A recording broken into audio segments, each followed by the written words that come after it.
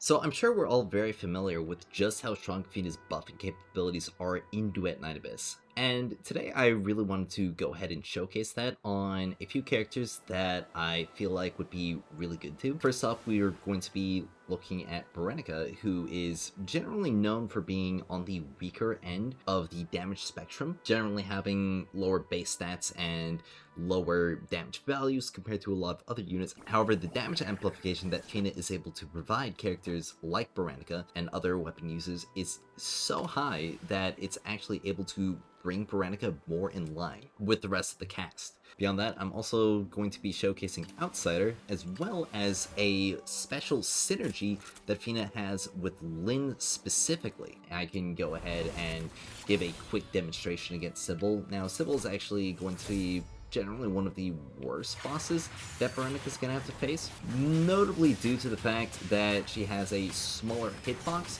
and because Berenica is constantly pushing herself up into the air, she's not really going to be getting as much combo stacks up on her, and can also run into situations where she just winds up sending all of her sword swings, like just sailing over Sybil instead of going at her. But we can see that Berenica is really struggling to pump out the damage, especially when we compare her to a lot of the other top performers. And that was 37 seconds, and she didn't even take out half the boss's health bar. Granted, that was partially due to the fact that some of these sword slashes were just completely missing, but even if they didn't, she would have hardly tickled Sybil much further.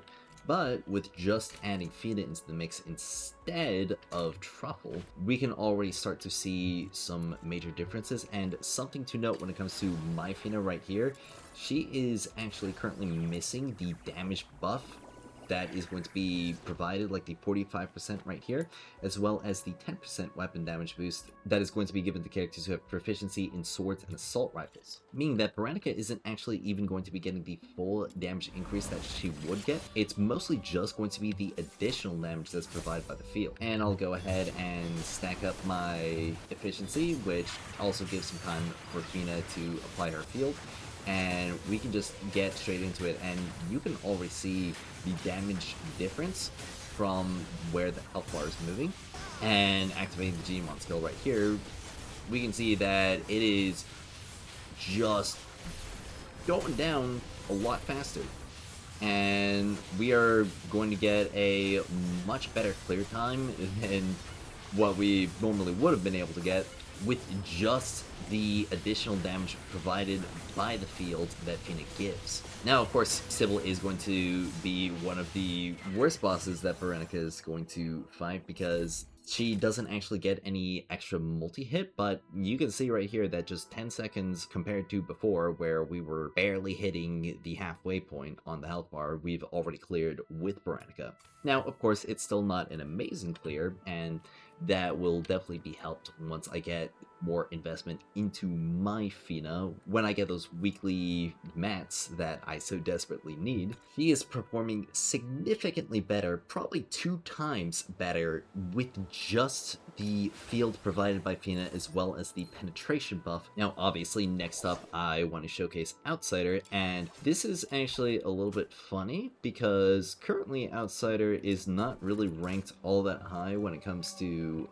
boss damage in this game, and I definitely cannot relate to that at all, because my Outsider actually does some pretty mad damage to bosses even before Fina's release, and after Fina's release, it has only gotten even crazier. This isn't even with his best setup. There's actually a much better katana and a much better buffing pistol that Outsider can make use of. But right here, we've got an S-ring combo, and I'm just going to wait for the boss's stance to break, and we're just going to see that health bar entirely just disappear with just one S-rank charge attack. He just ended her. There was nothing left, cut to atoms. That health bar dropped so quickly, like, I feel like we probably just got to see it again. And again, it's literally just going to be a situation where we're just stacking up a combo. Actually don't even really need to use my skills, because the normal hits are just going to be spawning more of those daggers, and we can just go straight into the ult again, and gone. Just like that.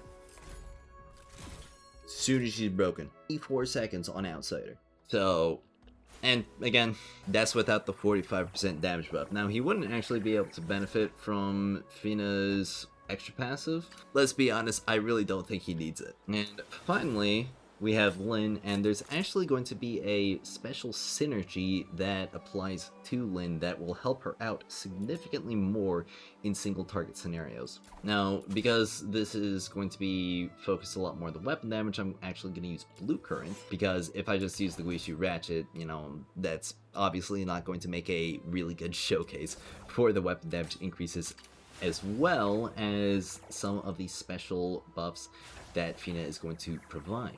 One thing about Lynn, with her signature Demon Wedge being the Devouring Wildfire from the Ifrit series, it is going to be a stacking attack buff, which actually goes pretty high, and it will go up by 1 for every single time that she deals damage to a target, up to 120 stacks. And obviously this is meant to be something that is supposed to be really good in group scenarios, like mobbing scenarios, but not quite so much in single target. However, Fina completely removes that weakness entirely, and that is because the additional damage provided by Fina's field will actually proc the Ifrit's Devouring Wildfire multiple times. So if you have the full field active, instead of getting 1 stack per hit, you'll be getting 5, which is going to essentially allow you to stack this up 5 times as fast. And I can actually showcase it right here, so we can see her in action without Fina.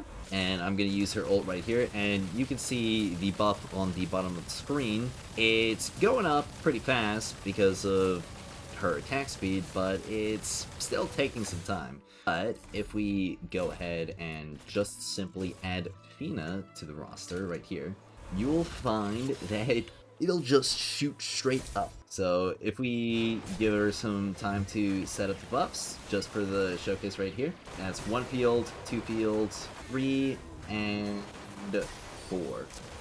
You can just see it's just chunking up. We're already at max.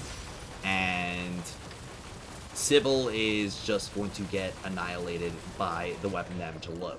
Now, I'm gonna go ahead and go again just because I was mostly showcasing that, but when it comes to the damage dealt, obviously the weapon damage setup is much better for like mobbing scenarios and like general gameplay, but this actually makes it pretty decent for bossing as well, because 1, you're able to stack up that attack buff and just keep it high in a single target scenario, as well as she's just buffing the weapon damage even further.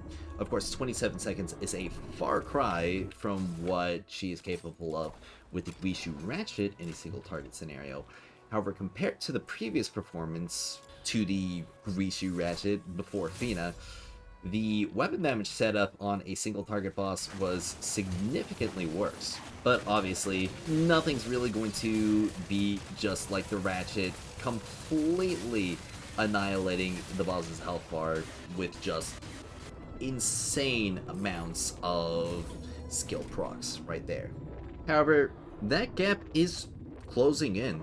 I mean, granted, I did take a couple of seconds to some of my supports right there, but instead of it being like closer to a 20 or 30 second gap between like the weapon damage setup and the Guishu Ratchet setup, it was closer to around like 6 to 10 seconds of difference. And of course, that's only going to get shorter and shorter of a distance as we get further investment into our consensus weapons as well. So with Fina, we could actually wind up seeing a situation where the Guishu Ratchet isn't necessarily as good in comparison to the regular weapon setups that we have as we may think. But, you know, obviously we will have to see on this and crunch all the numbers, do some more in-depth testing once we actually do get the investment in this. But of course we could get a future support that may buff skills even further. So, like always, things are subject to change. But if you were somebody who heavily invested in something like the Blue Current and the general weapon damage setup for Lynn, I think it'd be really nice to see that it's actually not performing all that poorly in bossing scenarios anymore, simply because of Fina's existence. Of course, there are going to be many other characters who benefit from Fina who I didn't really cover in depth today. My Lisbel is very much not built, so this would not make a good showcase for her at all. And while Psyche does benefit a good bit from Fina, when it comes to her boss damage, because of her I2, her Constance weapon is often more of an engine to proc more skill damage from the Chrysalis Dreamweave than it is to, well, actually deal a crap ton of damage on its own, even though it does deal respectable damage. I will give it that. But I definitely feel like these were the 3 best characters to showcase the massive strength that Fina is able to provide weapon users in this game. Even though her general damage buffs and penetration is more than enough to make her good on everybody. But that just about does it for this video.